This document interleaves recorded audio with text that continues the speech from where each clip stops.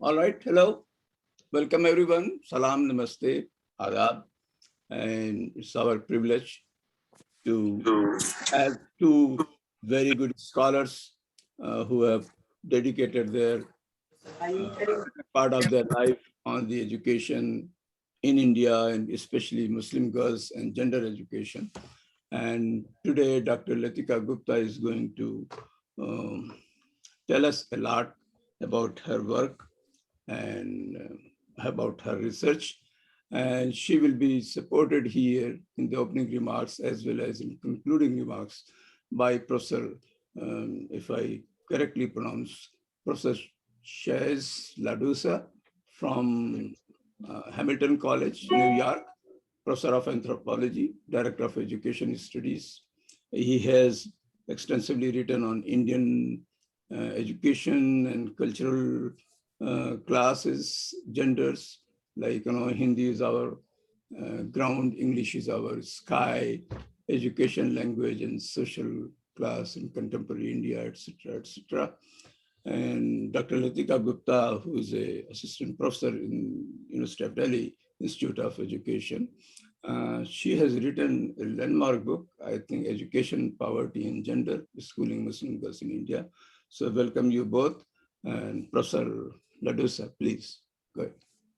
Thank you so much. I'm really pleased to be here. I'm very pleased to introduce my colleague and my friend, Dr. Latika Gupta. It's a special treat to see her in person, especially during these trying times. Um, I am. I want to give you a little bit of background about Professor Gupta. And her accomplishments. She teaches at the Central Institute of Education at Delhi University, which is certainly one of the premier departments of education in South Asia. Before coming to the Department of Education, Dr. Gupta taught at Lady Shri Ram College at Delhi University in the Department of Elementary Education. So she also took her degree, her PhD from University of Delhi and attended a college at University of Delhi. So she has extensive experience at the university. You might say she has spent her professional life there. She has also worked at the National Council for Educational Research, the NCERT, which is known to everyone in India, of course. And she's worked as a senior consultant at the National Commission for Protection of Child Rights, or NCPCR. She's been a Fulbright scholar. She spent a year in Madison, Wisconsin, working with Michael Apple, a very well-known scholar of education at the Department of Curriculum and Instruction. So Dr. Gupta is no stranger to education matters in the United States. Her book is, of course, the subject of study the subject of discussion today. And we were talking a bit before we came on, and I would urge everyone here to buy it. The book is, I remember reading it for the first time, and the book is rich, it's deep, it's empathetic, it's sympathetic, and it tells a wonderful story. It's beautifully put together. It's called Education, Poverty, and Gender, Schooling Muslim Girls in India. Routledge was the publisher. The book came out in 2015, and the book did well. It sold well, and Routledge released it in paperback in 2007. So the book is affordable and it's easily gotten. I would urge everyone to purchase a copy.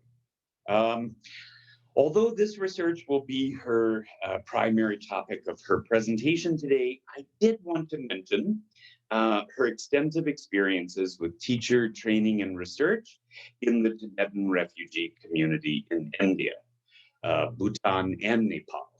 This research has taken her abroad to Bhutan and Nepal.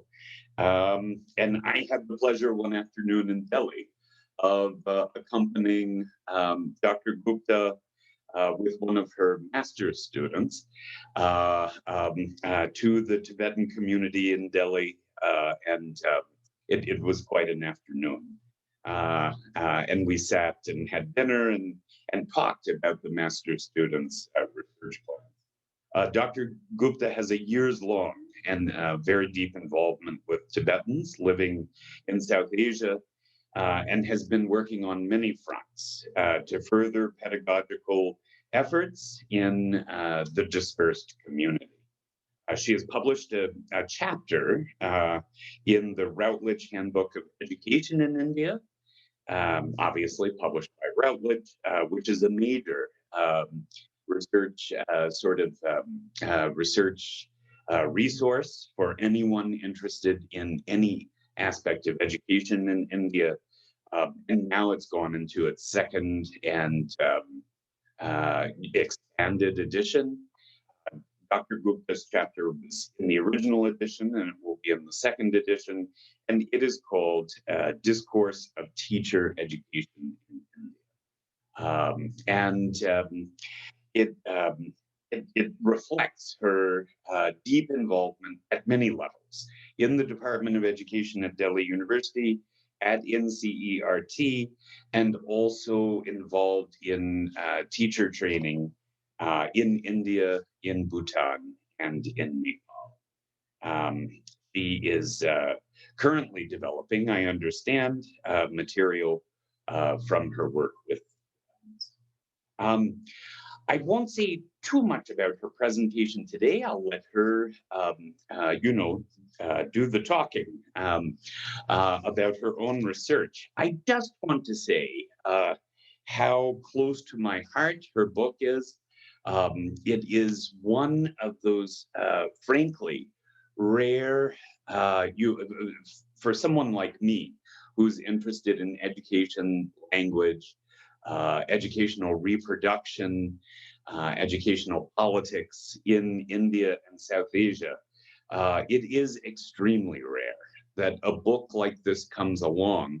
And what I mean by that is a book that comes out of intimate field study with a group of people that looks at education certainly as curriculum, as pedagogy, as institutionally located, as a matter of policy. All of those things are there in the book, but there's something else that really is quite rare, and I will say rare in the study of education, especially in South Asia, and that is an insight into education's context. It's education's context in the larger lives in which people, live their lives. The larger contexts in which people live their lives, and why the systems that we count as somehow related to sometimes impossibly large policies involving hundreds of millions of people are incredibly difficult to characterize when we try to achieve any sort of nuance of how people engage with education, pedagogy, and what all of that has to do with the future of polities, especially the world's largest democracy.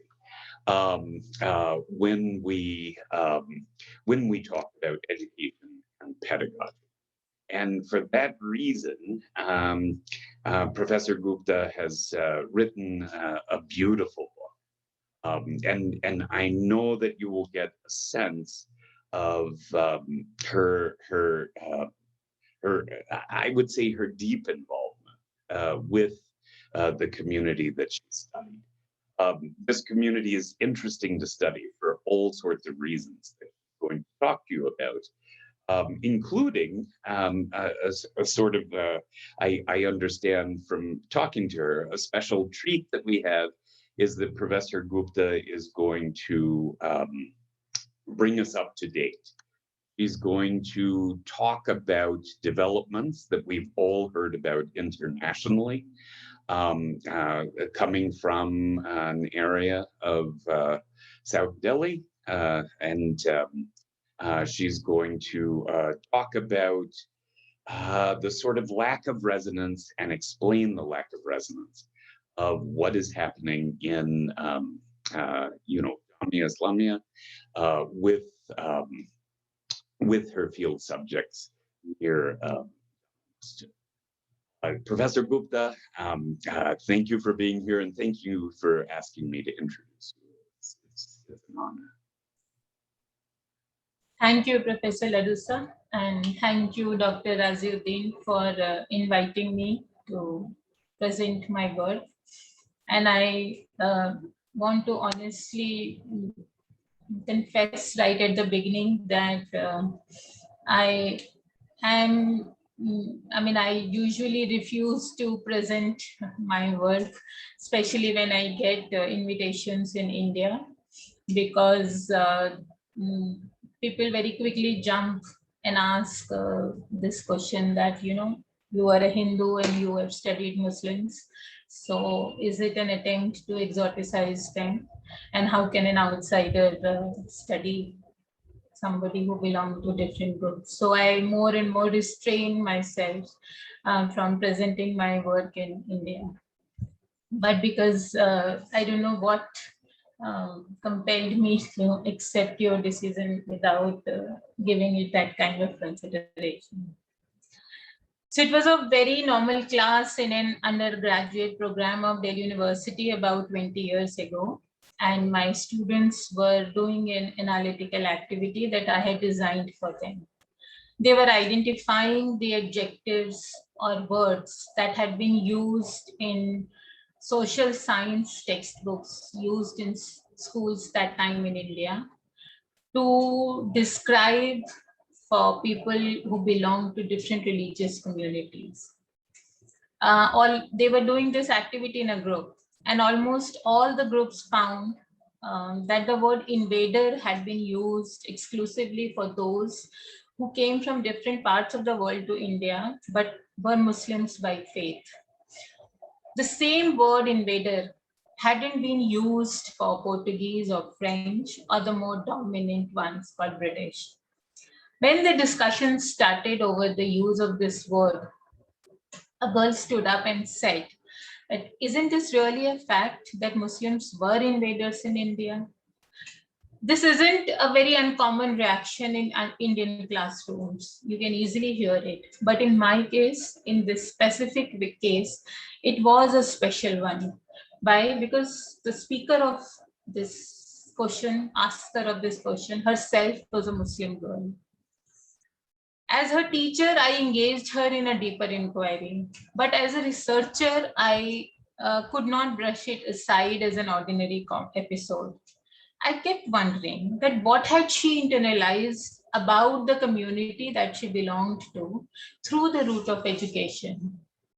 I must admit that in that activity and months later, I didn't manage to succeed to convince her that there was a whole lot of politics in knowledge construction and how certain words got used for certain communities and how certain words never got used for people and how certain things were viewed in the framework of community and how certain episodes were not seen.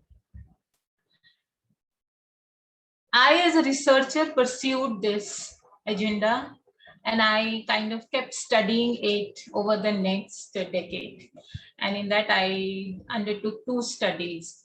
The first study was with very small children living in a composite area of Delhi, Old Delhi, Shahjahanabad, or Daryaganj, where Hindus and Muslims have coexisted since ever.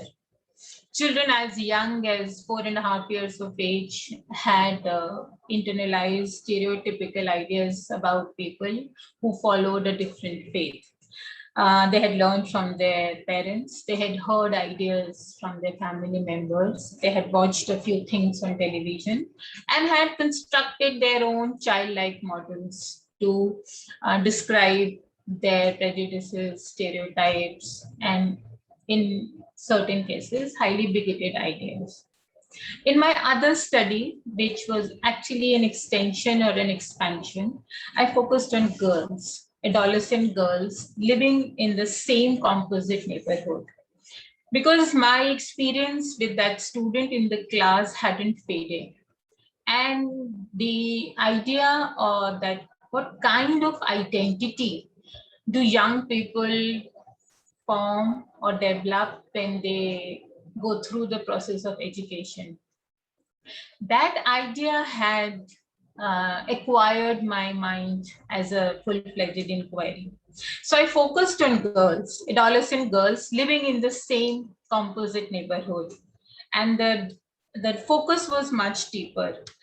That identity that school enables us to develop. The identity of being a young woman with aspirations for future, one's own future or community's future or country's future, of being a citizen and of being an educated person. A sense of self. Who am I? How do I view myself? What do I know about the way the world views me, locates me, or situates me? And this is exactly what I thought I would present today, and then reflect on some of my findings by juxtaposing them with the recent protests that India witnessed against a specific citizenship law. In the process, I will also use my experience of contributing to the development of social and political life textbooks that NCERT introduced in 2005. We call them SPL, Social and Political Life. This subject was introduced in place of civics. Civics was a colonial construction to civilize Indians. And in 2005, Indian polity, through educational policy, felt confident enough to say that Indians as citizens need not be civilized. Rather, they needed to become far more critical participants in a democracy. Obviously, it included girls, young girls, school-going girls. So if we value democracy, we have to guard against one notion very strictly, that education should be substantially the same for everyone. We have to guard against this notion. Same education for all kind of approach takes us to a wrong type of democratic education, because it largely gets focused on vocational education and adjustment to a prevalent industrial order. Such an education gets concerned to make everybody adjust to the contemporary reality.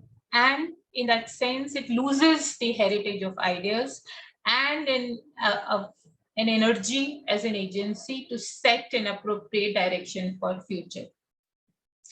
Both the possibilities get cut right at the root. A democratic education does not mean identical education for everyone.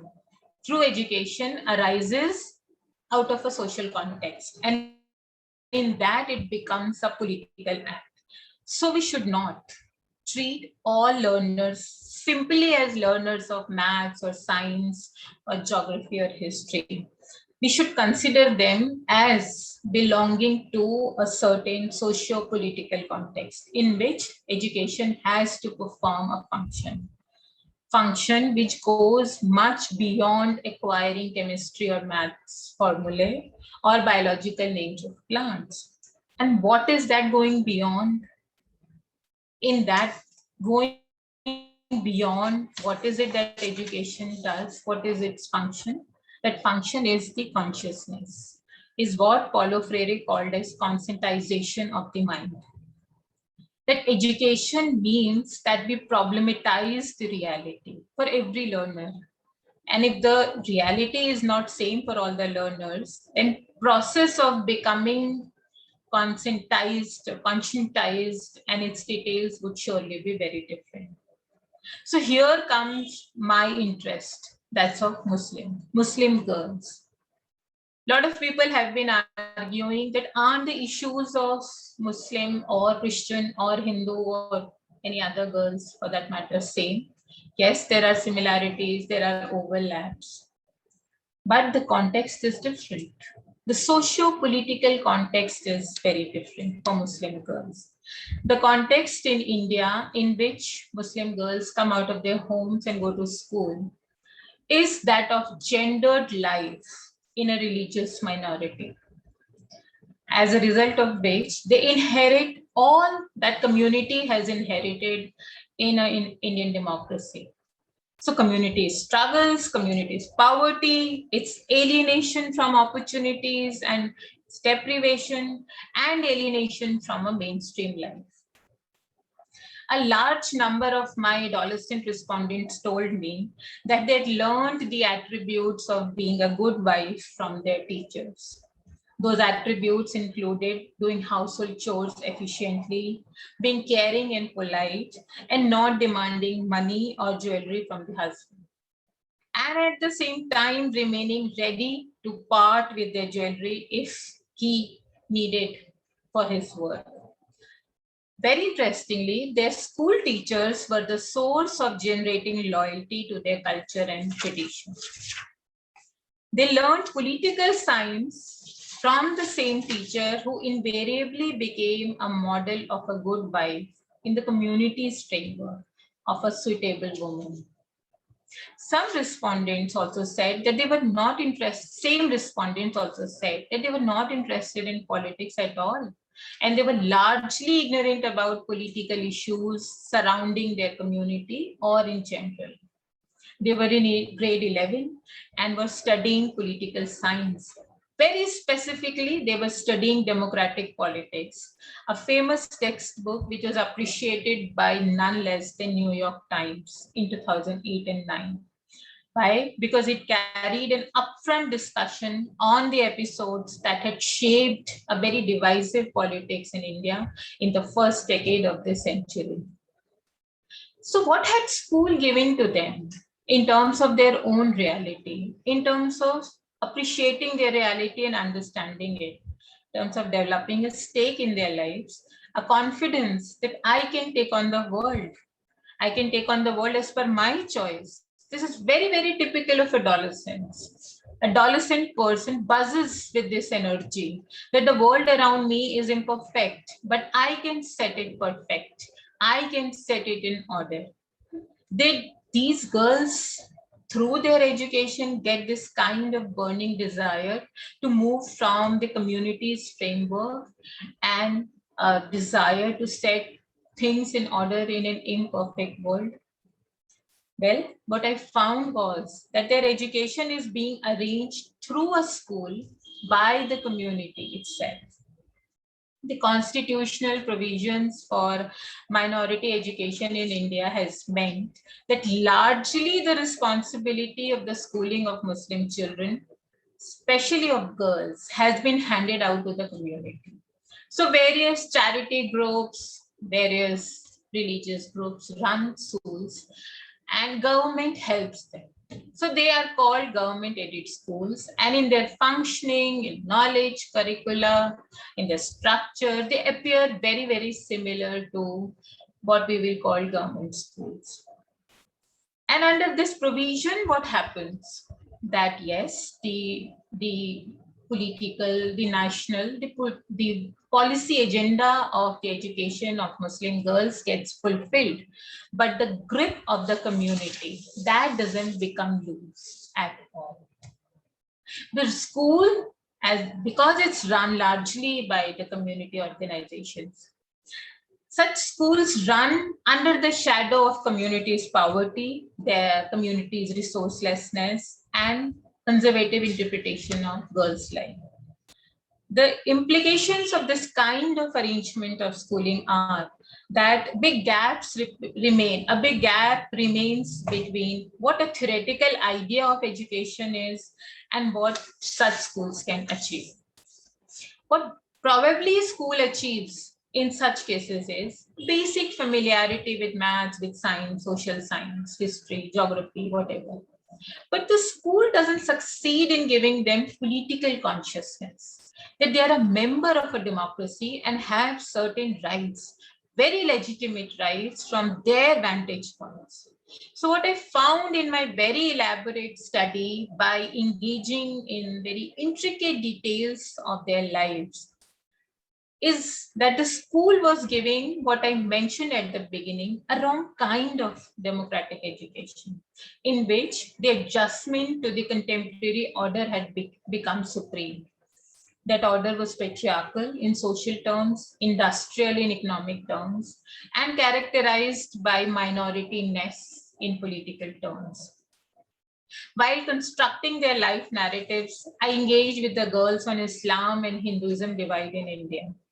It was revealing to me that none of them had any clue about the stereotypes that other communities held about them for being Muslims. They were ignorant how the world around them perceived them.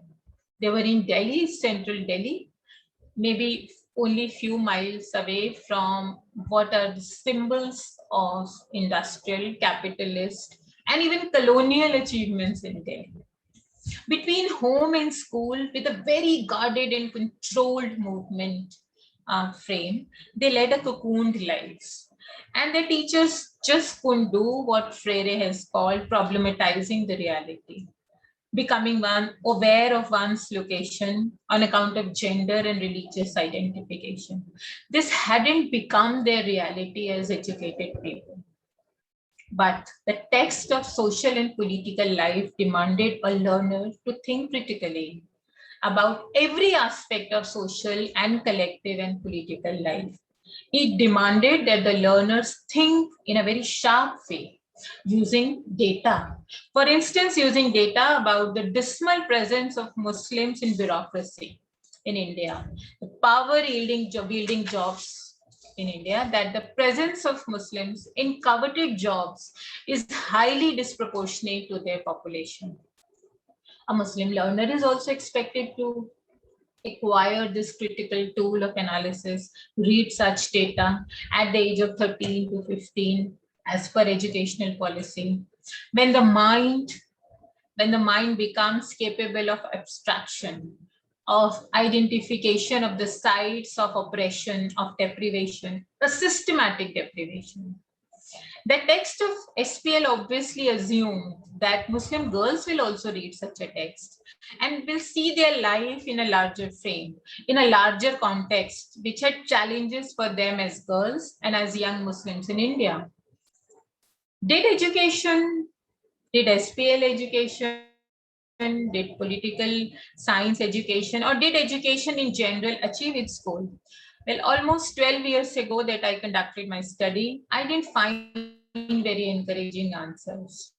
In fact, I found that the other dimension of wrong democratic education was also building up, which is to fit the learners in our contemporary industrial orders. Some of them had acquired the aspiration of becoming a school teachers and were fighting for that goal in their own ways.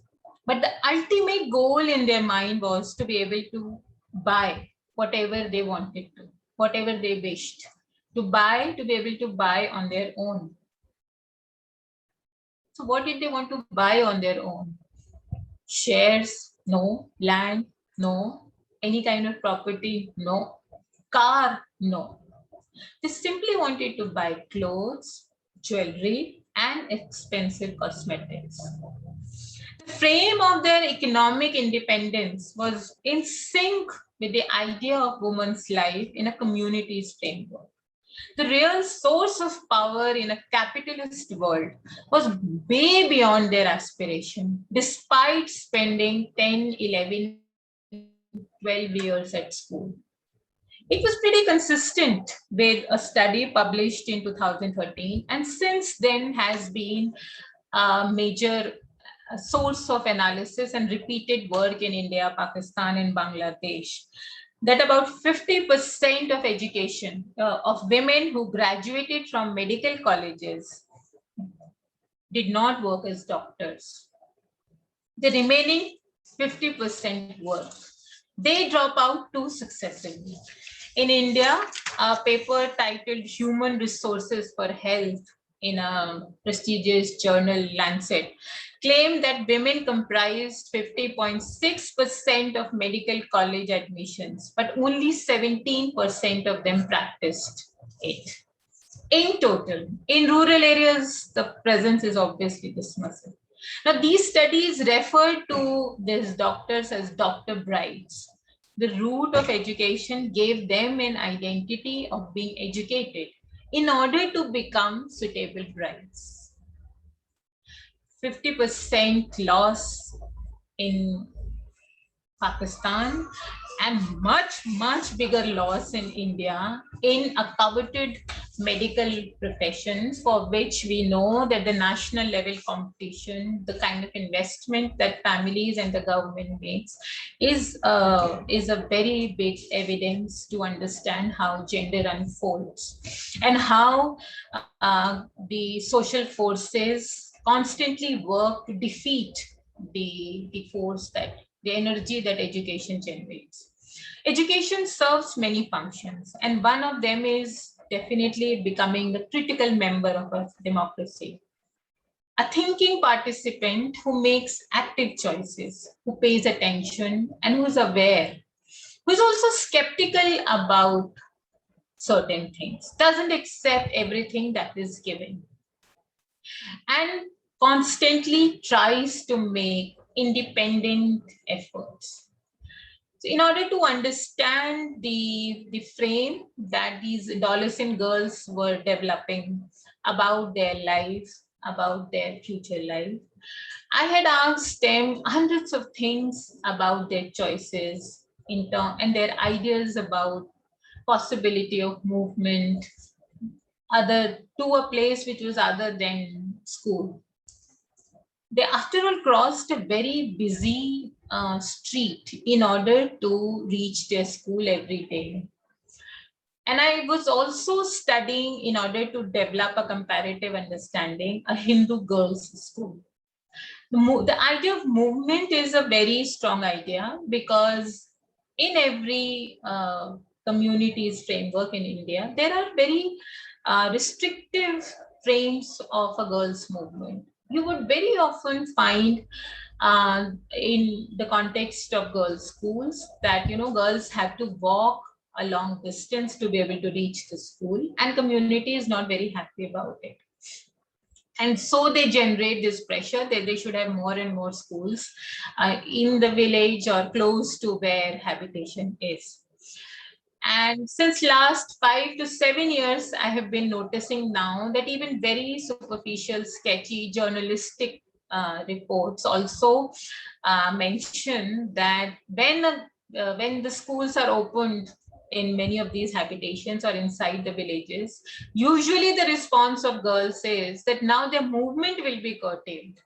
Now they won't be able to go away for a substantial number of hours away from the restrictive hold of parents, community, or family. And in this case also, I thought that movement between home and school could have served some purpose. So I asked them about, you know, different places that you had visited. They had visited. I was expecting some adolescent revolt, some secret desire, and some secret life that girls could have maintained. Because after all, Connaught Place, a major commercial hub, is at the most 1.5 kilometers from Old Delhi. And what I got in reply was not yes or no. What I got in reply was an exaggerated text that Allah Kasam, I never go anywhere other than school. So this overtext tells you that while responding to my query, a very normal query about their movement, there was a sense of crossing the threshold of the community's frame of a good woman's movement pattern, and that I just don't go anywhere. There was absolutely no need to invoke God to convince me, but the need that one after another girls that they felt to convince me that they just did not go anywhere on their own revealed that they had internalized this idea that they should not go. And this should not go revealed to me that the idea of independent movement hadn't become an aspiration. Sociologists have been studying this phenomena in India, that howsoever poor the school may be, Amrita Sen has also made this argument. If girls walk every day from home to school, they are transgressing the community's limits, and it's a historical act that they're doing what they have not done. And there are millions of girls even now who are doing it for the first time in their families. My participants lived in Delhi, the capital, and they had access to education. The school had brought them out, and yet the movement was exactly not the kind of movement that probably sociologists have studied, that it gives them a sense of independent movement. And this study then helped me to understand that on one hand, we struggle with the idea of getting more and more young people as learners to school. So we take the route of community, that if you ask or if you hand over the authority to the community, you can bring the learners over. But the moment you understand that the community is the one that's bringing girls to school as learners, then they learn what the community really approves of. And then the education gets co-opted in a major way. So for instance, a large number of girls told me that they were first generation learners in their families, that when they learned to read Urdu at school, what they actually started doing was that they started reading out hadith to their family members in the evening. Several feminist scholars have pointed out that hadith is a very, very conservative interpretation of the life of the Prophet Muhammad. An Egyptian American scholar, Leila Ahmed, has done a full study on this, telling us that right at the beginning, the record of the Prophet's life got edited in a very masculine and a patriarchal way, because through the Prophet, the patriarchy was getting introduced in the world, which was becoming the world of Islam. And so a very modern looking secular school, which is introducing them in these fields of knowledge, is becoming a medium, a tool to access a very conservative frame of knowledge. Yes, it's knowledge. Nobody is denying that, but it's a conservative frame of knowledge.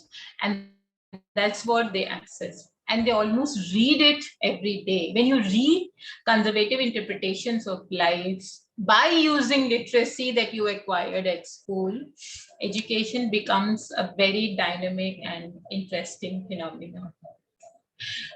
This similar studies on the combination of gender and education have brought to our consciousness very different kinds of trends. That a famous sociologist in my university, Tulsi Patel, she has studied the phenomena of female feticide among different communities in Punjab. And her thesis is that it is the combination of education and money and good transport in Punjab that has led to a uh, massive phenomena called female feticide. Let me also remind you that it is also doctors' education that made them contribute to what became a major national crisis, female feticide. So education has acted in very complex way in the life of those who are already deprived, marginalized, who inherit a historical deprivation. So I did not come out of my study with great hopes. And I developed a very nuanced understanding that education requires the support of much larger political and economic and social forces to be able to do what it sets out to do. Otherwise, the gap between education and school remains a wide gap. Almost 10 years later of my study, something major happened on the political landscape of India. It got curtailed only because of this wretched virus. Otherwise, I think it would have carried on even now. I am talking about the protests that against the new citizenship laws. And the protests were massive. They were at different sites in India. But few locations, geographical locations, got more and more associated with them.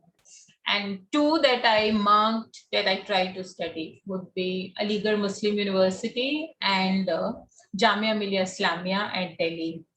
The latter became more and more, it acquired the image of the heart of the protest in national, international media.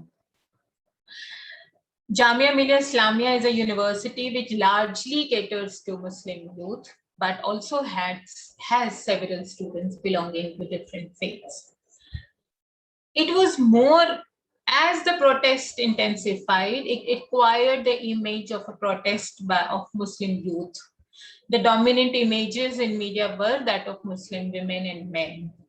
Several images were truly brutal, and several were the kind that gave you adrenaline rush. It isn't a common sight in India to see young women facing police lathi charge or even water cannons.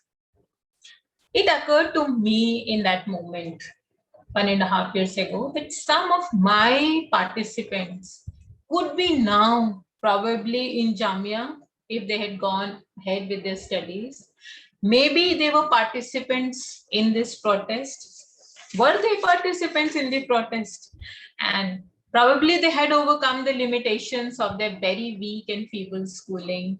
The idea was very exciting, and I immediately sat on to working it. I started analyzing hundreds of images covered in the print media, and I started getting back to all my participants because I always had nurtured and maintained this idea of going back to them after about 10 or 12 years. I expected that they would have crossed a few more milestones in their lives, and I would be able to understand how gender and education unfold once they've crossed the school. Well, all my participants in the latter part of 2022, November, reported that they were happily married, were busy in their matrimonial homes, and were performing their duties very nicely. A tiny number of them were working, out of which 2 were nursery school teachers in a low-fee charging public neighborhood school. My questions brought almost similar answers that they had given 10 years ago, that they had no interest. But this time they were aware of the protests.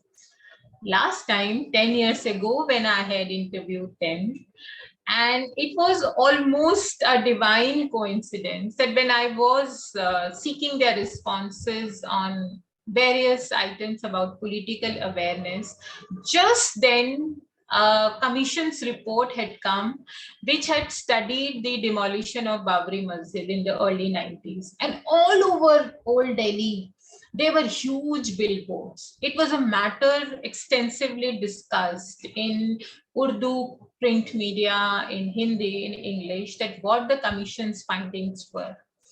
I would take almost half an hour every day to read those numerous billboards when I walked between a metro station and the school. There were many of them.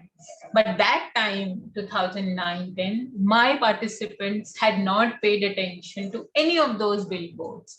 In fact, I walked on all the streets that they had crossed, that they used to cross every day between home and school. And I saw so many billboards, but they hadn't read them at all. This time, the difference was that they were aware of the protests, maybe because they had mobile phones and greater access to media.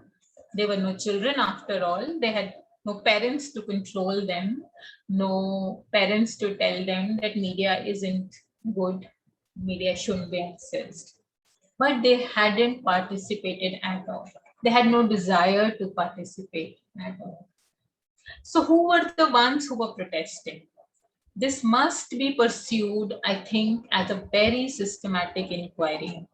We will probably have to wait for the pandemic to end, and we will have to really use our scholarly imagination to understand that who are the ones who were protesting there, especially women, young women.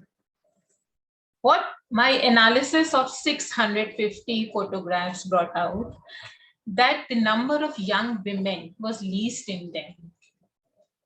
If there were women, the dominant images of Muslim women were that of old women, much older women. Yes, still I would say that the site was indeed Jamia Millia Islamia, and there were young women in the protesting groups. I therefore call it a very complex deconstruction.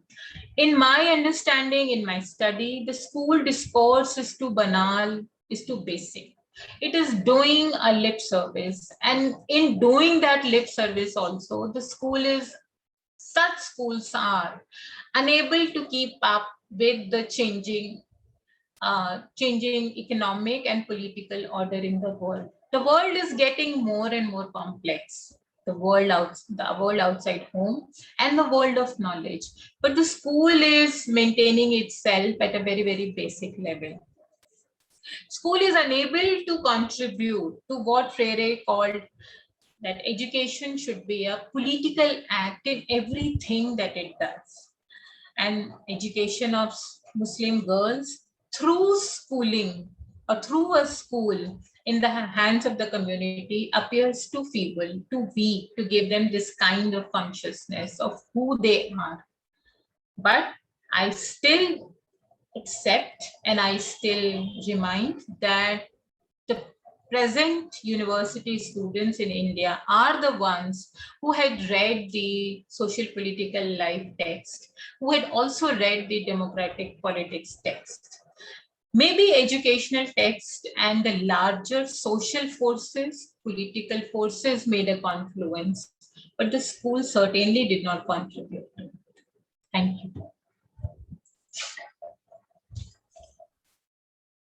Thank you very much. And I think Professor Ladusa is coming back for concluding remarks. Yes. I just have a few quick things to just reiterate, really. Dr. Gupta has given us a lot to think about. One of the primary themes that I, that runs through her work is how identity and stereotypes on the one hand, and the school and its curriculum on the other hand, are necessarily in dialogue and mediation when we look at schools as scholars. We need to, understand how it is that social identities and stereotypes, it's not that they are simply either supported or suppressed in a curriculum. It's that the curriculum can only live through the reproduction of social life in people's lives, and vice versa. And that these creations, of course, happen locally. They get broadcast, of course, to the world, but they happen locally. What is a curriculum worth? This is one of Dr. Gupta's signature questions. Much of the answer, she explains, comes to us from the ways that the community shapes the function of education.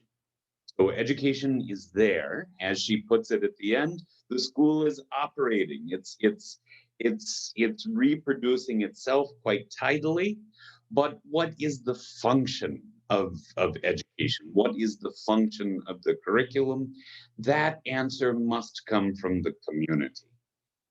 When the community is left out of educational design, as her poor, highly stigmatized, increasingly stigmatized informants have been, this is an especially pressing question. When communities are actually left out of curricula. And yet, what is of use to the community? And what is not put to use in the community? This is another important question. Even though stigmatized communities can be left out of the curriculum, there still is democracy and the possibilities of citizenship that are there in the curriculum. And what happens when there are aspects of the community?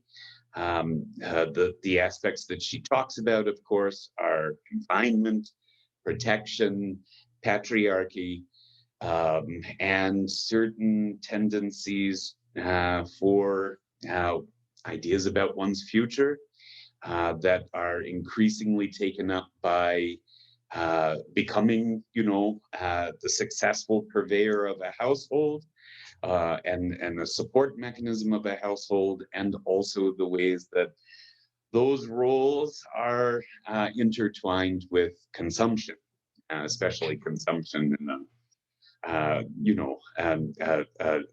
we might say a hyper consumerist capitalist milieu. These questions are of course, Dr. Gupta reminds us, relevant not only to poor stigmatized communities, but also I really enjoyed her example from the very pinnacle of educational success.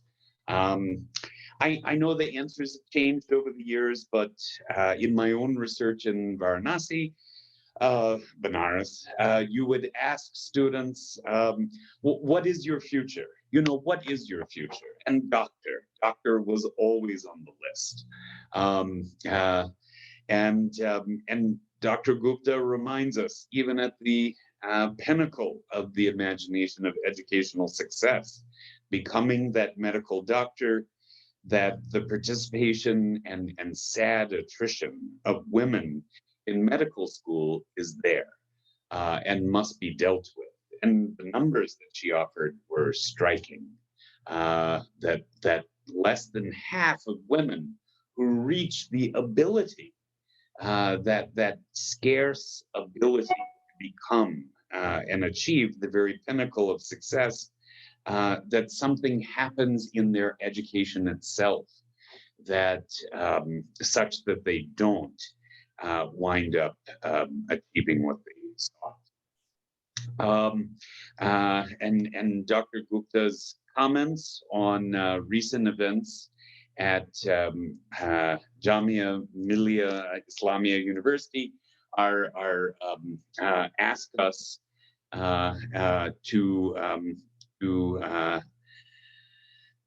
in some ways wait for the end of the pandemic and to ask some of these questions about what might have motivated young women, precisely those subjects of the state who seem to suffer attrition in many educational contexts. What has spurred them on against fearsome odds and fearsome punishment, as the world has seen in photographs? to pursue standing up to the state and speaking to, what is perhaps one of the most undemocratic moves of interpreting the Indian Constitution and entering into the Constitution, something that I think certainly would have made Ambedkar quite disturbed, to say the least. Thank you, Dr. Gupta. It was a pleasure to hear your talk, and I look forward to discussion. Thank you very much. No doubt that, this lecture by you, Latika, is really very inspiring as well as quite depressing for us, the community member. Although much is actually, I'm quite aware of that psychology and the things that going behind, but also that raises a question that perhaps a larger study of those who are not traditional places, like not old Delhi, like my district or Okhla area or Aligarh area, where Muslims are much more open and far more exposed to education. Perhaps those are the girls that you see on the streets in Jamia area. Those were the girls who were participants there. Certainly 80% of the girls and boys were Muslims there. And they were there because one of my niece was there, that I know, who was a graduate from Jamia, and she lives in Noida. So these are the questions, but there is no doubt that Muslim as a community, even in Pakistan, I know very well, aware about that. They are fed with a certain, like living in a certain mode, certain framework. And so even if you are educated by career-wise, not necessarily that you are really educated and to open up your mouth or your mind and your aspiration. That is a big challenge to community. And that is a real big challenge, but the priorities are first to get education. So now we will go for question and answer. But before that, I need to show to my audience next week, because we go every week. So I have to put a poster, a draft poster, which is now, next week is 14th of August, like 14th is for Pakistan and 15th is for India, is the same thing basically.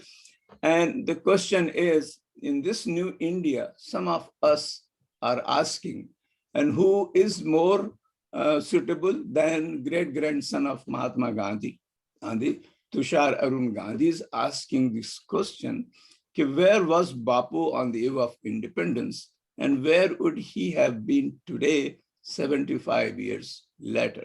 So he will be speaking next week. It will be quite interesting. So after